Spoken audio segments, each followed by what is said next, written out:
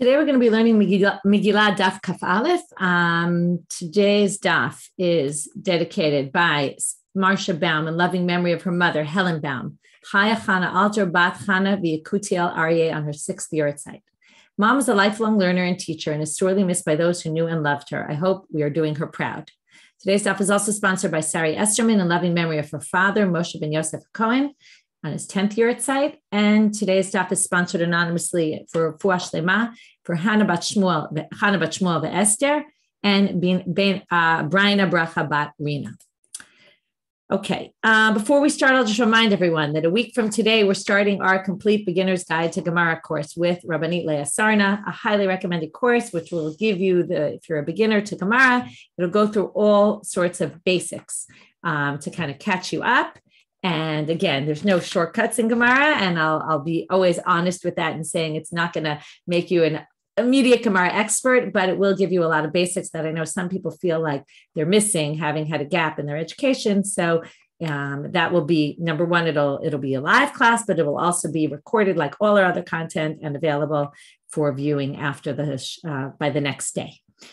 Okay, we are going to start, and I'll just remind you that that'll be followed by a course that I'll be teaching, a 4-week series about actually learning, right? That'll be kind of the background.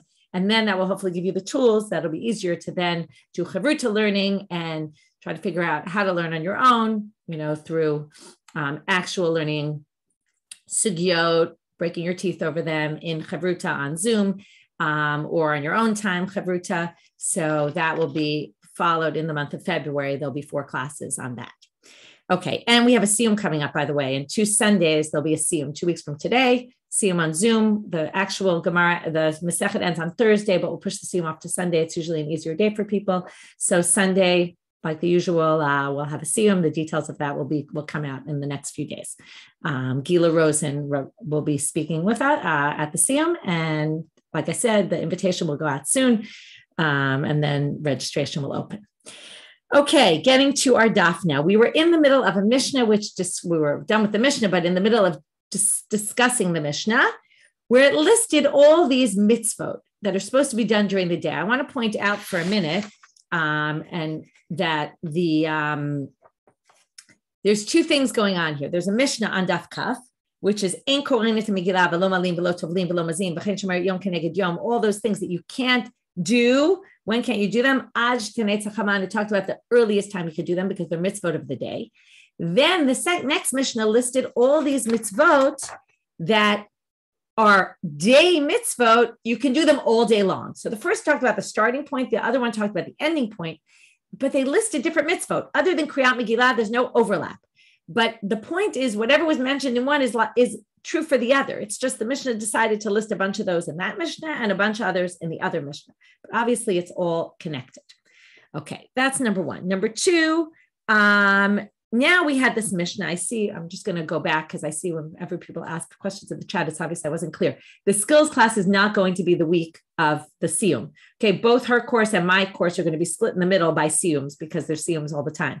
So the siyum will be, the Rabbanit Leah's course will start on the 9th, and then next week, and then there'll be a break. That will be the siyum, and then there'll be 2 more classes after that. Same thing with my class. There'll be a break in the middle. There was no other way to do it. Okay, kol hayom. So then we said all day you could do Kriyat Megillah, Kriyat Hallel, all these mitzvot of the day, and then the ones that can be done at night can be done all night. And now the Mishnah, the Gemara is listing or going back to each case in the list and explaining how we know that it's a mitzvah of the day. So we're up to the beginning of Kaf Aleph, Amud Aleph at the top, La Rifata Eglah, the mitzvah of Eglah Rufa, which I discussed in the last class. I'm not going to get into again what it is, but Amr Debei Rav Yana Kaparak Tivba Kikodashim. Just like we saw by sacrifices, they were done during the day, and there it talks about atonement. Also, the Eglah Rufa is to atone for this person that was dead, and we didn't know who actually killed the person. Also, the whole ceremony is for atonement purposes. Therefore, if that's done during the day and for atonement, therefore this must also be done during the day. Ule taharata mitzorah, the purification of a leper, the process they go through. How do we know it has to be done during the day? Dichtiv zot tieh torata mitzorah b'yom tarato. This is the process the mitzorah has to go through on the day that the leper becomes pure. So what do you see here? The day, it says day, it must be during the daytime. Now we're moving to the nighttime mitzvot. Kol halayla kasher lektsirat haomer, da'amar mal, ktsira usfira balayla v'haba'a bayom. There's a bunch of different elements of the omer that have to happen. One is the cutting of the crop that they would use for the barley that they would use to make the meal offering. One is counting the omer. We count the omer. We always count it at night. You can count it during the day if you didn't do it at night, but you can't do it with a bracha. So obviously the real mitzvah is to do it at night. So this is, instead of quoting a verse from the Torah, which doesn't have a verse in the Torah or some other drasha from the Torah, so they just quote something that somebody says. Amar mar means we don't really know who says it, but somebody said that the cutting and the reaping and the sfira and the counting is done at night, but the hava'a bayom, the bringing of the sacrifice, is done during the day. But all the other parts are done at night. These are the parts that get burned on the mizbeach of the animal. Like, for example, let's say you do a sacrifice and you eat the meat because it's a korban shlamim, but there's still parts of the animal that need to get burned on the altar. Okay, so those parts, we've talked about them many times, and we'll see them many more times, especially when we learn stuff that relates more to sacrifices. Dichtiv kol halayla ad haboker. Okay, it says there, they kind of miss the other important words in the pasuk, which is, we're in Vayikra Perek Vav, chapter 2. Zot Torat ha'olah, I'm reading from the middle of the verse. This is the rules of the Ola sacrifice.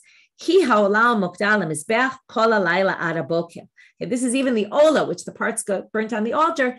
These parts stay on the altar all night until the morning. So there you see that this can be something that can be done all night. They actually often did it during the day. It's not like it can only be done at night. We talked about this when we learned the Mishnah, but they can also be done at night. It's the only real work, or other than Trumat HaDeshen also, which is done super early in the morning.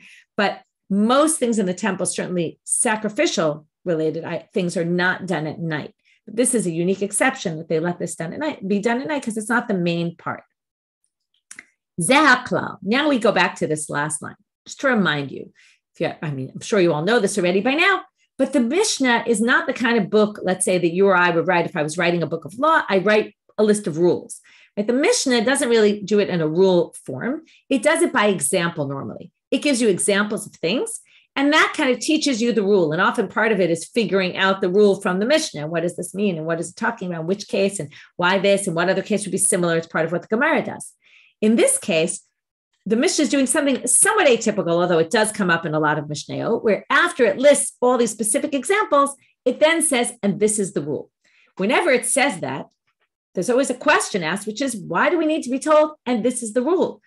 Isn't it obvious from all the cases we just brought that this is the rule? Because that's the way the Mishnah works. They bring examples, and from that you derive the rule. So why would they tell you this is the rule? Must be always coming to add something additional. So the first rule in the Mishnah was, Zehaklal, davar shemitzvato bayom kasher kol hayom. Any mitzvah that's supposed to be done during the day, you can do the mitzvah all day long. Zehaklal la tuyemai. What is this coming to teach you? Because it's quite obvious from the Mishnah after it listed, at least 12, 13, 14, 15, I don't know how many, but a lot of cases, it's pretty clear that that's the rule. La tuye sidur v'zichin v'siluk v'zichin. It's to teach you, and each of these we're going to basically show that the Mishnah is teaching you that they hold by one opinion over another in a different case that's not mentioned in the Mishnah. Okay, you would think if it was trying to say we don't hold like a particular opinion, they'd be more clear about it, but they say this is the way the Mishnah was clear about it, by saying this is the rule that comes to include other cases. What other case that's not mentioned? If you recall, we've learned about the showbread at different points. The showbread, the lechem apanim, was what went on the shulchan in the sanctuary, on the table in the sanctuary. There were 12 loaves of bread. In addition, there were 2 bowls with frankincense. And every Shabbat, they would switch the bread, switch the frankincense. The frankincense would get burned. The bread would be distributed to the Kohanim. So there's one issue here, which is it says that the bread is supposed to be there lifnei Hashem tamid, always. Now, there's a bit of a problem. How can it be always if you have to remove them and you have to put new ones? There's going to be some time where there's nothing on the table. So what they say here is when they took off the bowls of the frankincense and they put the new ones on, what it's saying is, the mitzvah to put the bezichin on Shabbat, the new ones on, is a mitzvah of the day. And you can do it all day long, meaning that you don't have to immediately put them on. So now they're going to say, well, this is only ki Rabbi Yossi, because there's a big machloket about this. D'Tanya, Rabbi Yossi omer, sileket hayeshana shacharit, v'sideret hachadasha arvit. If you took off the old ones in the morning He seems to be talking about not only the frankincense, also the breads. If you took them off, which by the way were matzah breads, they weren't really breads. So if you took off the old ones in the morning and you put the new ones on arvit. Now, arvit doesn't mean arvit. We always think of nighttime. Arvit means erev, afternoon. You put them on in the afternoon before the end of the day. And bekach klum means there's no problem with that at all. Totally fine. But what about the fact that it has to always be, the shulchan has to be full of the bread and the frankincense at all times? You can't have the table without bread, meaning, right, at some point during the day. He doesn't understand tamid to be immediate. Okay, tamid could be not exactly immediate as long as it's resolved during the day. Okay, they say, right, some people it's missing a word here. Rashi says it. Umau tamid, if you look 3 lines before Rashi ends here in the Gemara, before it gets to the next chapter, it says, Shelo yalin shulchan b'lo lechem. Okay, that means that the table should not go to sleep without bread, meaning it shouldn't have a night without bread. But as long as you put them back there later on in the day, it's not a problem. Okay, whereas the rabbis totally disagree with this. And if you remember, I don't remember whether we learned it this cycle or a previous cycle, but definitely it comes up in the Gemara about this idea that that Kohanim would be standing there, they would take them off, and immediately other Kohanim would be bringing them on so that they would be, seconds, and that was it. Okay, that's the rabbi's opinion. But what they're saying is Zach Klal is coming to say this Mishnah holds like Rabbi Yossi. That doesn't need to be like that. Now we get to the next one. Why does it have to say specifically by the nighttime? What is that coming to include? We already know that from the examples the Mishnah brought. Again, it's going to be to talk about an issue that is subject to debate. This we already learned in Pesachim. To tell you can eat the Pesach all night, which disagrees with the opinion of Rabbi Lazar ben Azariah, because he says, Ditanya, you have to eat the meat that night. That's what the Torah says. And then Amar Rabbi Lazar ben Azariah, he's going to learn Gzera Shava from the words Balayla Hazeh, Ne'amar Kan Balayla Hazeh, V'ne'amar Lahalan, V'avarti me'eretz Mitzrayim Balayla Hazeh. God went through Egypt on that night when he killed the firstborns. Mal Halan ad Chatzot, that was until midnight. Afkan ad Chatzot, therefore, since that was till midnight, therefore, this is also till midnight, and it has to be done by midnight. This is why people are careful to eat afikomen by midnight. But our Mishnah disagrees with that, because the Mishnah says it's kasher kol halayla, and that's what the rule comes to say. We disagree with Rabbi Lazar ben Azariah. And with that, we're going to start the 3rd chapter, which maybe actually is the 4th chapter. If you listen to Ayelet Lipson's introduction to Megillah, she talks about that. By the way, if you haven't listened to her introduction, it's up on the site and you can listen at any time. It's still interesting now that we're in the middle of the Masechet. Sometimes intros are actually more interesting once you're already in the Masechet. So recommended listening to. Anyway, one point she talks about is this big issue that the order of the pratim, of the chapters in the Gemara, are not the same as the order in the Mishnah. And this happens sometimes. It happens in a bunch of cases. Perek Chelek, for example, the last chapter of Sanhedrin appears in the Gemara as the last chapter, but second to last chapter in the Mishnah. In the Yerushalmi, the order is like in the Mishnah, where the next chapter actually comes here, and this chapter goes there. Okay, the topics, you can kind of see why both would go. You could go either way. The way our order works is this chapter is going to discuss, it's going to segue right away in the beginning from Megillah into Torah readings, things that are done traditionally in the shul, okay, things that happen in the Beit Knesset. From there, they're going to get into rules of the Beit Knesset, of shuls, and all sorts of rules that are associated with things that we should know about in the shul. According to the other order of the Mishnah, first they establish all the rules about the shul, and then you can start talking about things that are done in the shul. So there's 2 different ways to do the order. How exactly it happened that it got switched, you switched it, we don't really know. There is, I think I read one version of a manuscript of the Bavli where it actually has it like it does in the Mishnah. So it's unclear exactly who switched it and when they switched it. Okay. In any case, let's start our Mishnah. HaKoreh et Megillah omed v'yoshev. So like I said, we're going to start with Megillah, but immediately switch into Kriyat Torah. So when you read the Megillah, you can either be standing or you can be sitting. Okay, normally we read standing, but you can read sitting if you would like. Generally, if you're reading maybe one-on-one, it's more likely you might sit, but in shul, generally people do stand. One person could read it or two people could read it. Either which way, you fulfill your obligation. Most people in the Gemara thinks that what we mean here is two people reading at the same time, not like two people, which also is fine. And some people say maybe that's what it means here. Someone could read the first half and someone else could read the second half, right? This is very common in women's readings where often in order to give people a chance to read, each woman reads a chapter. So that all possibly is what the sentence means, although you see the Gemara doesn't understand it that way. The Gemara understands it in a way, and we saw this already discussed previously. I believe it was in Ta'anit, but it was definitely either Ta'anit or Rosh Hashanah, where we talked about Trei Kale Lo Mishtame, the two voices you can't really hear at the same time, but there are exceptions to the rule, and Megillah is one of the exceptions, and we'll see that again in our Gemara. That some people say, why does it have to say Kra'ah Echad? Of course, if one person reads it, it's fine. So question, why exactly? It says it could be just the way the Mishnah was written. Okay, one or two. In other words, it's trying to say two is like one. There are other answers given, but either way, it's not so significant.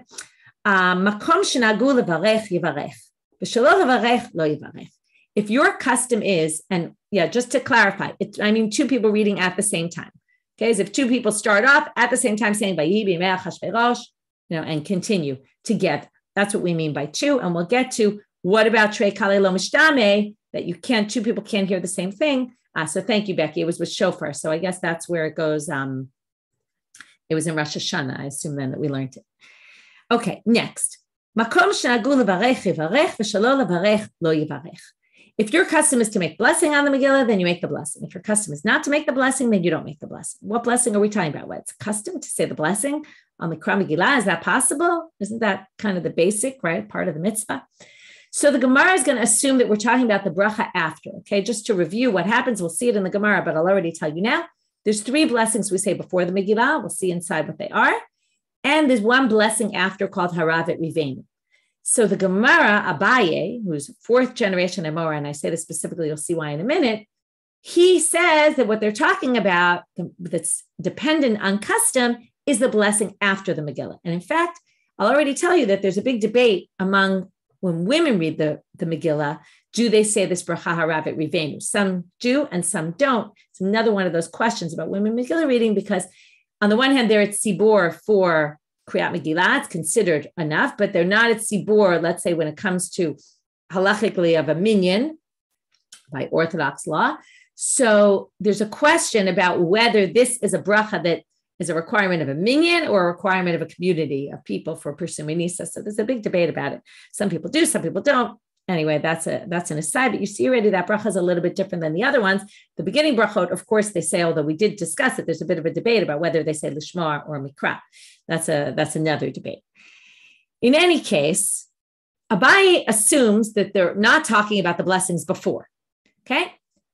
Only the blessing after. However, in Safrai's book, Mishnah Eretz Yisrael, which I like to quote, he has a theory, which I think is very interesting, and we'll talk about it a little bit more when we read the Gemara, that the bracha before a mitzvah to us is very obvious, right? Before you make a bracha, and that's what the Gemara is going to say. Obviously, you make the brachas before. Abaye says, why? Because every bracha, every mitzvah you do, you always make a bracha over la'asiyatan, which means before you do the action, you make the blessing, right? Nitilat lulav, you make the bracha, and then right, that's why we flip the etrog the right way so that you don't actually fulfill the mitzvah before you made the blessing over it, right? Candle lighting is always a good example. Candle lighting on Shabbat, you can't do it like that, right? Because if you make the bracha, you've already accepted Shabbat, then you can't light the candles, right? I always like to say there's two exceptions to this rule. Number one is men who light candles. Let's say a man lives alone. Normally men don't light candles, but if a man lives alone or a man decides he wants to light candles and he lights candles, he does it the reverse, because men traditionally accept Shabbat when they say Mizmor Shiur and davening, and they don't, it's not a custom that the men accept Shabbat when they light candles. So they actually do it in the reverse order. And on Yantif, when you're allowed to light, you're allowed to at least light from a pre-existing flame, then you basically light the candles in the reverse order. You first make the blessing, then light the candle. Obviously, you don't light a match at that point. You have to have already a candle lit, but you do it like that. I see Sfaradiot do it the reverse. That's interesting. I did not know that. When? What do they do in the reverse? Which one did they do reverse? I'm happy if you can let me know. And I see someone also wrote a good example. If a woman's in a hospital, So Adina, you're saying Shabbat candles, Sfaradiot light reverse. That's very interesting. I did not know that. Okay, that they first, on Shabbat candles, they first make the bracha and then they light the candles and they only accept Shabbat after. It's very interesting. Okay, in any case, we have this issue of Over L'Asiyatam. It's obvious that you make a bracha before you do a mitzvah. Okay, now, what's the issue though? The issue is that what Safrai claims is that at some earlier point in history, early Tannaitic period, this was not obvious. And he understands this Mishnah. This would be, I think, one of his main proofs. Again, I'm not saying he's right. I'm just showing his suggestion. I'm not saying he's wrong. I don't know. But what he claims is this Makom Shnagul Varech Yivarech V'Shalo Yivarech Lo Yivarech. Abaye to Abaye in fourth generation of Amorim, it was so obvious that we make a bracha before that it was clear to him we're going to make a bracha before. It just what wasn't clear is the bracha at the end of the Megillah, which is, a bit of an atypical thing to make a bracha after. But when it comes to the bracha before, Safrai claims it wasn't always so obvious. Originally, people would just do mitzvot. They didn't always make a bracha. Part of the idea of the bracha, he claims, is so that we're minded toward the fact that we're doing a mitzvah, right? The way what later became, people added later, more like Kabbalistic influences, the Hineni Muchanim Zuman, right? To get you kind of in the frame of mind for the mitzvah. But he claims that originally the bracha, the purpose was to do that. And that at some point in history, it wasn't obvious that we always make a bracha before a mitzvah. And that developed over time. And you see in general that the what bracha you say and the language of the bracha really develops in the time of the Tanaim and even more so in the Amoraim. And his theory is that it wasn't always clear that there was a bracha. So something that we think is so obvious, and to Abaye it was so obvious, isn't necessarily so obvious. And it could be that the simple reading of this Mishnah really is that not everybody made a bracha before reading the Megillah. So that's interesting in and of itself. Okay. Now, all of a sudden, we move into Kriyat Torah. We're going to basically compare reading the Megillah to reading the Torah. And that's really how we get into this whole end of the Masechet, which really doesn't have to do with Megillah at all and has to do with public Torah readings. And as I told you, laws of shuls in general. So here we go with how many aliyot you say and all different rules about the aliyot l'Torah. So again, you read the Torah and before, right, someone would get up and that would be called to get an aliyah. And we're going to see in a minute, the first person makes a bracha before, the last person makes a bracha after, not the way we do it nowadays, where everyone who comes up makes a blessing before and makes a blessing after. Also, usually the olim were the ones who read the Torah. Okay, so you would go up and you would read, you would read your section, which is different from now, where most people get up in aliyah, they don't read the Torah when they have their aliyah. So b'sheni v'chamishi b'shabbat b'mincha, so Mondays and Thursdays, this Ezra instituted, right, this whole issue. And Shabbat and Mincha time, Korin Shlosha, 3 aliyot. Ein pochatim mehem be'em mosifin alehem, no less and no more. Sounds like the beginning of the Megillah, beginning of the Masechet Megillah, lo pachot v'lo yoter. Be'em maftirim b'navi. No maftir here. You don't say the Haftorah or anything. You don't read anything from the Nevi'im on those days. Hapotech v'chotem b'Torah mevarech lefaneh ula'achareha. Now, you have to be very careful how you read this line. The person who starts and the person who ends, he blesses before and he blesses after, meaning the first one to go up for the Torah makes the bracha before, and the last one to read from the Torah makes the blessing at the end. Okay, so there's only one blessing before, one blessing after. In the Gemara already, we're going to see how it changed to what we do today, where everybody makes a bracha when they get up and before and after. But that clearly didn't exist in the time of the Tanaim. V'rashei chodashim u'b'chalosh ha'moed, Rosh Chodesh and Chol ha'moed, korin arba'ah, 4 aliyot. Ein pochatim mehem be'em mosifin alehem be'em maftirim b'navi. Okay, basically, these are days where, first of all, some people use this as their proof that you're not allowed to work on Rosh Chodesh, and you're not allowed to work, like to go out to your job and to work on Chol HaMoed. And here's your proof about Rosh Chodesh, because, right, there's a whole debate. Is it just women? Is it men also? And this would be your proof because you can add another aliyah. What's the whole issue with adding more aliyah? Well, we don't want to add too many aliyah because it'll be what we call tircha de tzibura. People have to go to work. You don't want to make davening too long. You want to be sensitive to the fact that people have jobs and they need to make a living. So, right, we saw this in brachot also. You could read Shema from the top of your tree while you're in the middle of picking the fruits from your tree or pruning your tree or whatever you're doing, because we can't always make you stop. You won't have a job if you're busy davening all the time. So obviously there's a bit of a balance, and one aliyah is not going to make all the difference. On the other hand, it is just adding more time to the prayer. So also you already have Hallel then in addition. So, okay. So now there we add an additional. It shows that Rosh Chodesh had a certain sanctity to it. It's almost considered like Chol HaMoed, even though it's not really halachically. And Musaf, Becky, you're saying that we're going to see in a minute in the Mishnah, so I didn't mention it yet, but yes, Musaf also you say on those days. Ve'em of Tilim B'Navi, also in those days, there's no reading from the prophets. HaPotech v'chotem b'Torah mevarech lepaneh u'la'achareha. Commentaries all ask, why do we have to say this again? We already said it for 3 aliyot, why would it be different 4? But the assumption is some of the commentaries say that every time you add more aliyot, you might think we would add a blessing because you're kind of the Torah reading's getting longer and longer. Maybe there's a need to add blessings. And every time they're going to tell you, no. First one, last one, frames it, and that's it. We don't need any more than that. Zehaklal. Okay, here comes what Becky, you said before. Kol sheyesh bo musaf ve'eno yom tov kolin arba'ah. If there's musaf, but there's no yom tov, that right, it's not a sanctified day. You say you have 4 aliyot.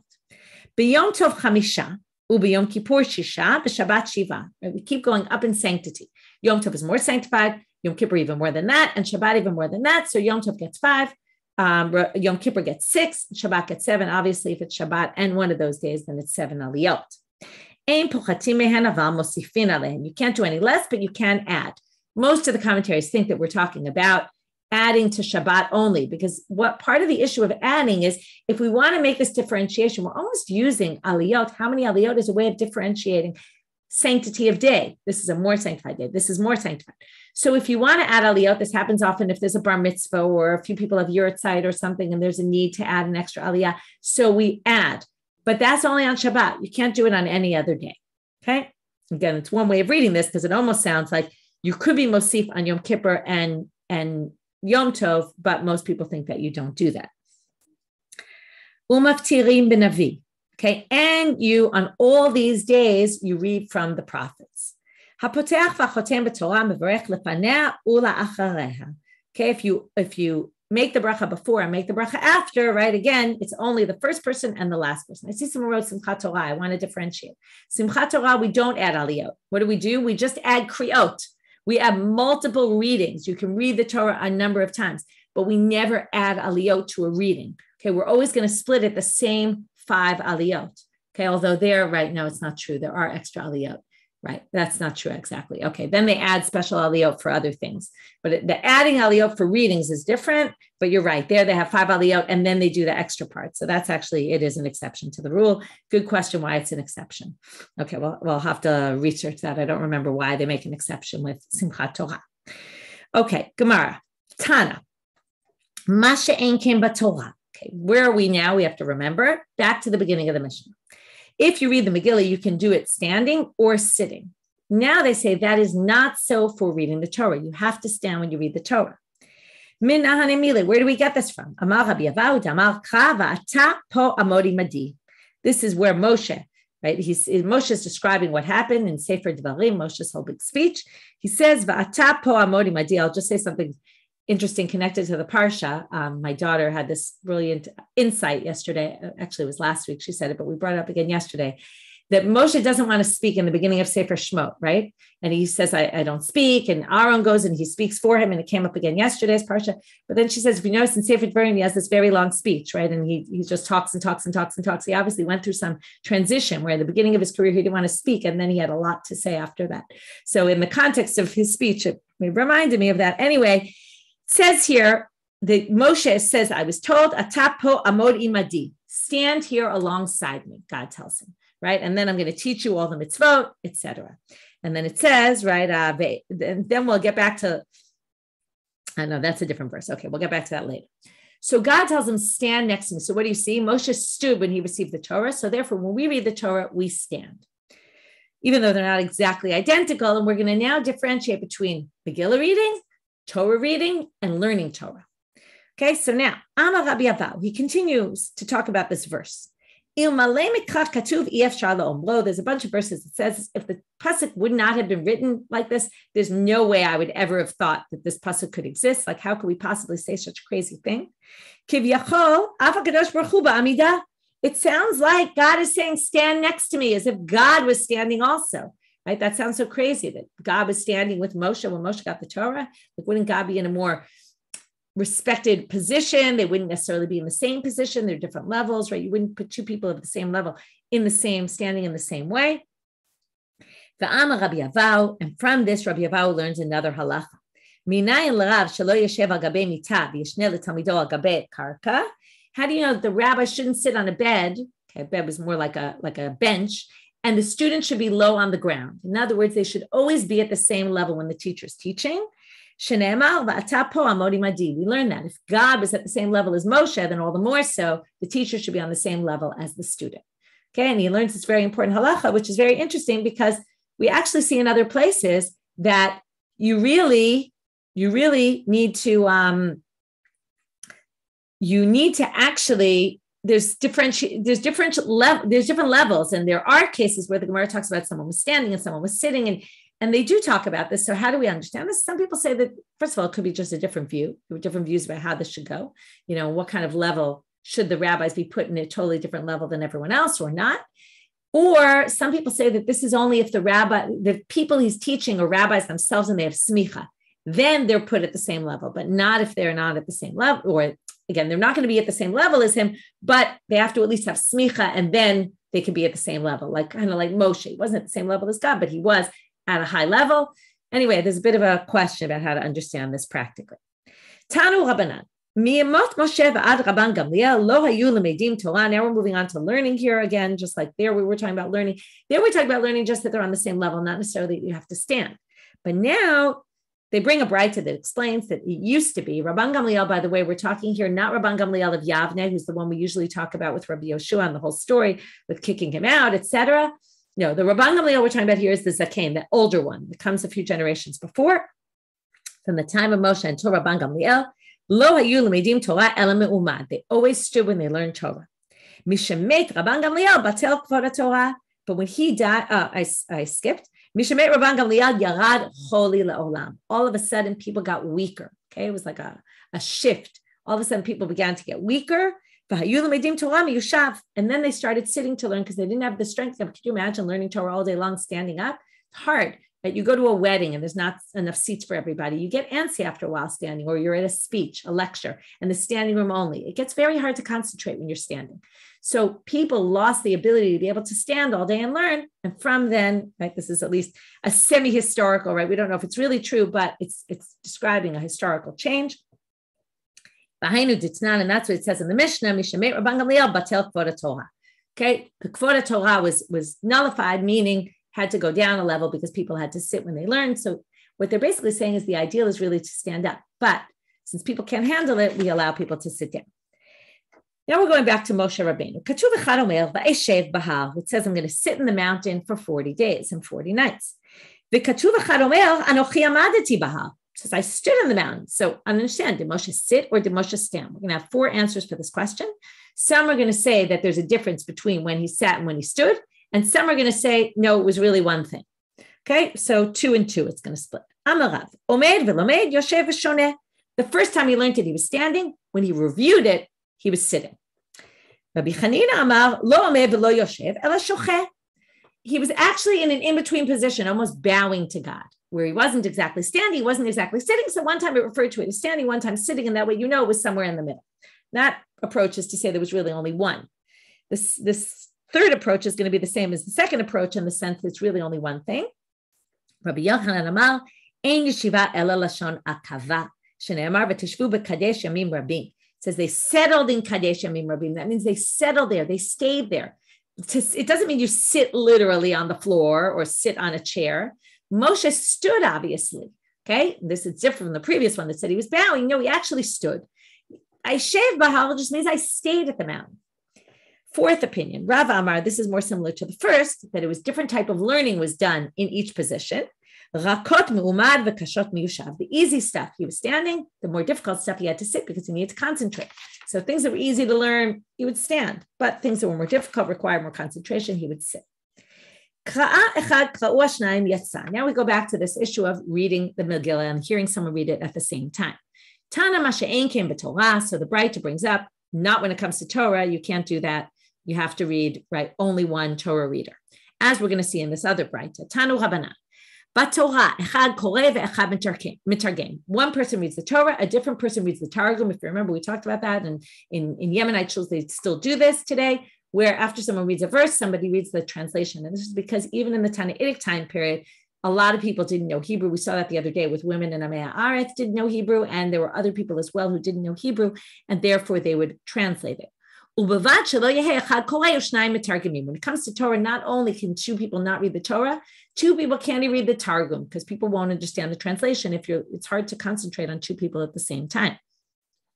But when it comes to reading from the prophets, like the Haftorah, echad koreh u'shnayim mitargemim.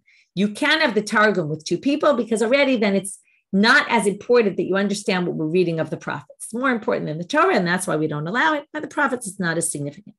But when it comes to the reading of the prophets, not the translation, but the reading itself, that you have to have only one person. But the Hallel, you see like the three levels. There's Torah, Nevi'im, and then Megillah and Hallel. The Hallel u'b'Megillah afilu 10 korim v'asara mitargemim. Forget about two. You can even have 10 people reading and 10 people translating. My taima kevan dechaviva yave da'atayu v'shameh. You might remember this.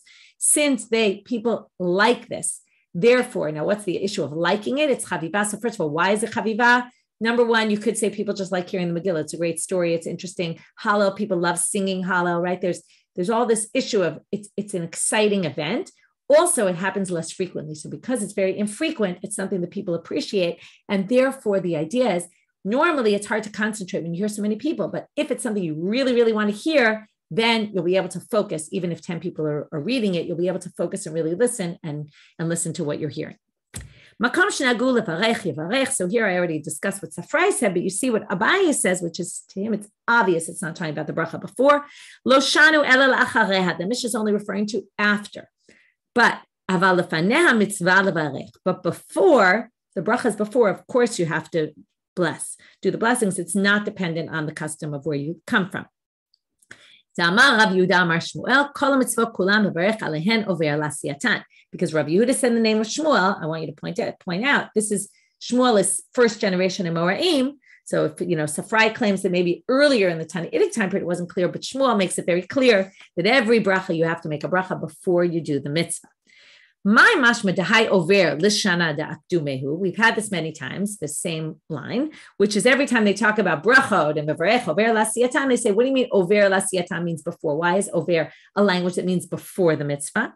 So every time we do this, I think there's got to be a difference between these three verses. Today, I gave it some thought and I came up with a possible direction of every time they bring psukim, you really have to question, why did someone bring a different verse? What's his verse adding to the first?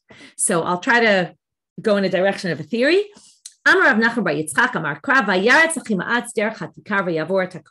in Sefer Shmuel, where the Kushi is going to go bring the message, and the Achimaatz runs derech hakikar and he passes the Kushi. Okay, what's this talking about? So there you see Avar, he gets there before. Here you have almost like the mitzvah's there, right? It's almost like the main thing, and someone's trying to bypass the mitzvah. It's almost like you got to get the bracha in before the mitzvah is done, right? Like almost hurry up and do your bracha before you do the mitzvah. We know also once you do the mitzvah, you can't make the bracha. That's why you have to be careful to keep the etrog upside down. Because if you fulfilled your mitzvah before you did the bracha, you can't make the bracha anymore. So it's almost like you got to make sure to get in your bracha before you do the mitzvah, because the mitzvah is really the main thing. And if it gets done before you do the bracha, you're going to be in trouble. Abaye Amal Mehacha, he gives a different one. This is Yaakov passes, when he goes to Esav, he wants to present his whole family, but he goes before them. So some people explain that what he's trying to show is this goes immediately before, right? Like he came right before them. They're coming, but he wanted to go right before, and that's why the bracha has to be immediately before doing the mitzvah. So it's stressing a little bit of a different element. This is a pasuk in Micha, which is describing the king went in the front of the people, but God is before the king. Okay. And here I think the issue is you're doing the mitzvah, but you have to remember the mitzvah is for God and the blessing is God, right? The blessing mentions God's name. The mitzvah doesn't mention God's name. So it's important that go first to understand the priorities, right? God comes before everything. The mitzvah are seen through the lens of God. Okay. So those are a possible direction of some different explanations for why these different verses highlight something different. What bracha do we make before? Rav Sheshet mi Kartazia ikla lekamed Rav Ashi ubarach manach. What's manach? It's Rashi Tevot. It's abbreviation for Mem, Mikra Megillah. Nun, Nisim, which is Sha'asa Nisim Lavotenu, like we say on Hanukkah, and Chet is Shehechianu. Okay, because the Chet of Chaim, of Shehechianu, that he made, makes us live, or I can't think of the exact way to translate it, but from Chaim, from life. So that's why, right? You might have thought Shin for Shechianu, but no, or Zayin for Zman, we often call it, but here they call it Chet for Shechianu. Anyway, those are the three blessings. This is where I say that Amoraim are grappling always with what's the language of the blessing. It's not so obvious to them. So they want to bring it to you. Right?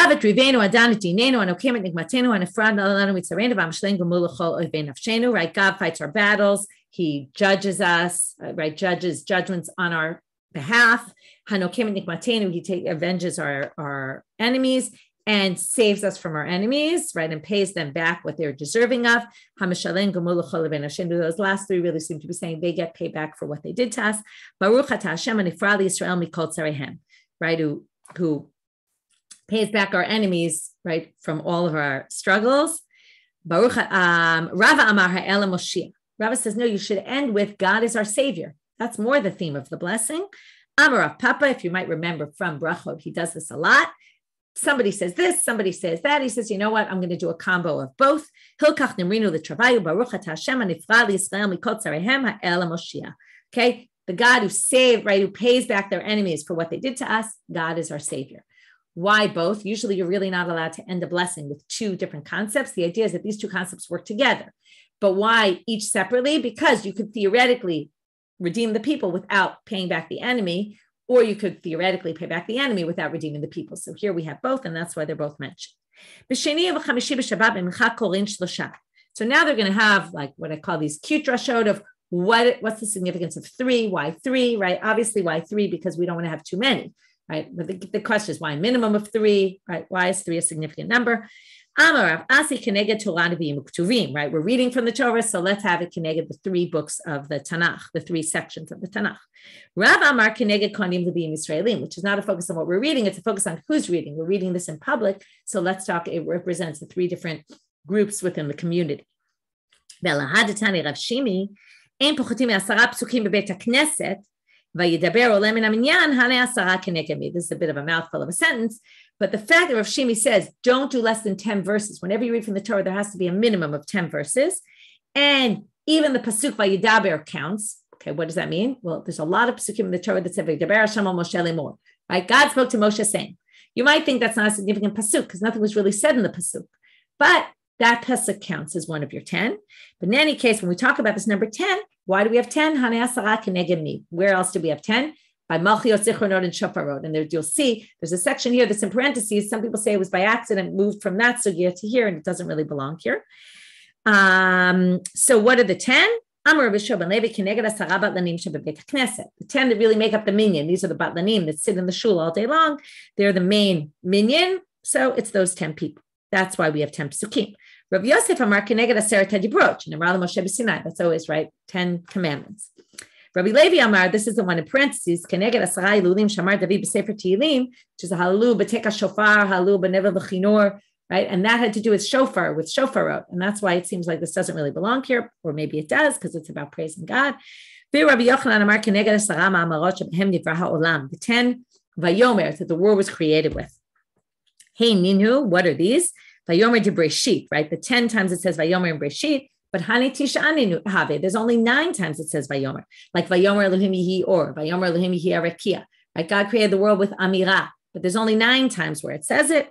Breshit Nami Ma'amalhu, Breshit Bara Elohim et Hashamayim et Haaretz is also was said by God, even though it doesn't use the word Vayomer in the verse. How do we know this? It says in Tehillim, Tichti Bidvar Hashem Shamayim Nasu Baruch Piv Kol Tzma'am. In Bidvar Hashem, with his words, the heavens were created. So therefore, Breshit, that was also in the word of God, and that's the 10th.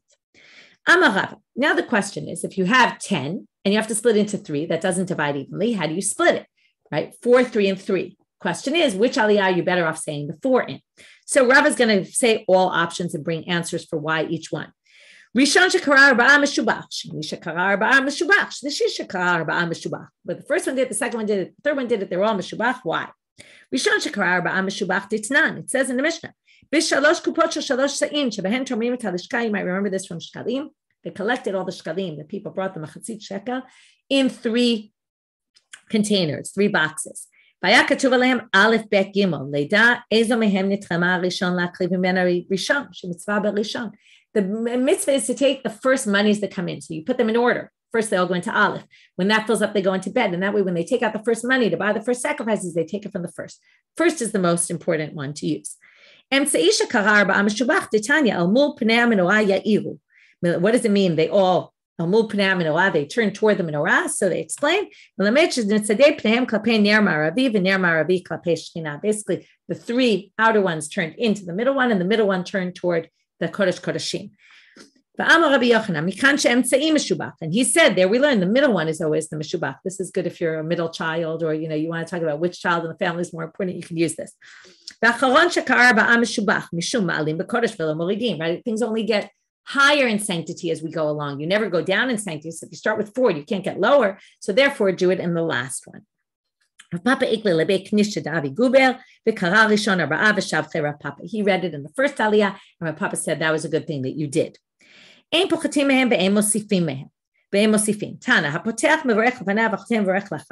going to get to how it changed. The Gemara is already telling you nowadays, in their time even, there's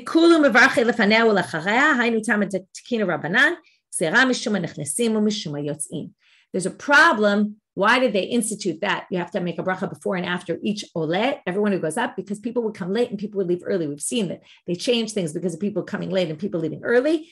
And in order to prevent people from thinking that maybe you don't need to make a blessing before, maybe you don't need to make a blessing after. If you come in the middle, you'll only see the blessing at the end. If you come in the end, if you leave early, you'll only see the blessing in the beginning, and you'll think maybe you don't need a blessing at the end. They don't want people to come to any sort of mistake about that, so they instituted it like that. Okay, the next thing has to do with Rosh Chodesh, and it really starts a whole section. So I'm going to stop here for today. We'll start with that tomorrow, which is very appropriate because it's Rosh Chodesh, and we're going to talk about the Torah reading for Rosh Chodesh. So if you learn the daf and you have gone to shul already, you'll already know the answer to the question, which is this big debate. I'll already kind of set it up for you, which is there's 8 psukim in the first section, 2 psukim in the second, and 5 psukim in the last section. So the question is, if you need a minimum of 3 psukim in every aliyah, you can't split it up, right? You need to split it up into 4. So how exactly are you going to split up those 8, 2, and 5? Because you can't really split up sections so easily. And we'll get to all the questions about that. And we'll get to a resolution in tomorrow's daf. Have a Shavua Tov, everyone, and almost Chodesh Tov.